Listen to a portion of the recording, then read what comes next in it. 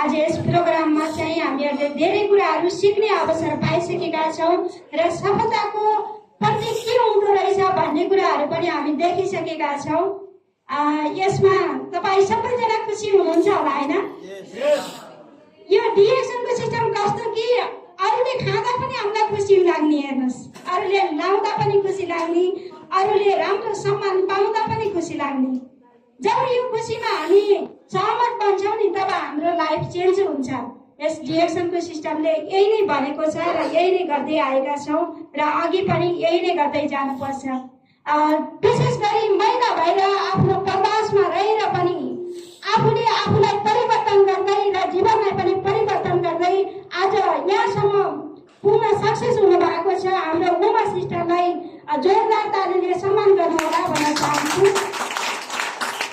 केही ठाउँमा र त्यही सिस्टमको ठाउँमा हामी पनि त्यो ठाउँमा पुग्ने हो, तर त्यो ठाउँमा पुग्नको लागि कति सङ्घर्ष गर्नुपर्छ भन्ने कुराहरू हामीहरूले आफै अनुभव गरिराखेका अरूलाई नबुझेर पनि हामीभन्दा आउने पछिको पीडितलाई पनि के अनुभव सेयर गराउनको लागि, जानकारी दिनको लागि हामीहरू सङ्घर्ष गर्दै अगाडि बढ्नुपर्छ भन्दै अब हामीसँग टाइम छैन। पक्कै पनि आजको प्रोग्राम सुरुदेखि सुन्दै आयौँ, बुझ्दै आयौँ, तर बुझेर मात्र नहुँदो रहेछ, हेर्नुहोस्, सुनेर मात्र पनि नहुँदो रहेछ, लागू गर्नुपर्ने रहेछ जीवनमा परिवर्तन गर्नको लागि। दिन प्रत्येक दिन जति दिन म बिहानको हिन्दी मिटिङमा आउँछु त्यति दिन मैदा भनेको जस्तो लाग्छ, तर समय र परिस्थितिसँगै अगाडि बढ्ने कोसिस गरेको छु। यो कोसिसमा सफलता अवश्य पनि हुनेछु भन्दै आजको प्रोग्रामलाई क्लोजिङ गर्नको लागि हाम्रो गोविन्द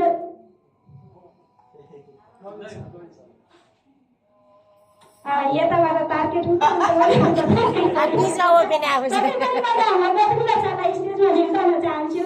आजको प्रोग्राम क्लोजिङ गर्नको लागि जोरदार तालीले स्वागत गर्नुहोस् है।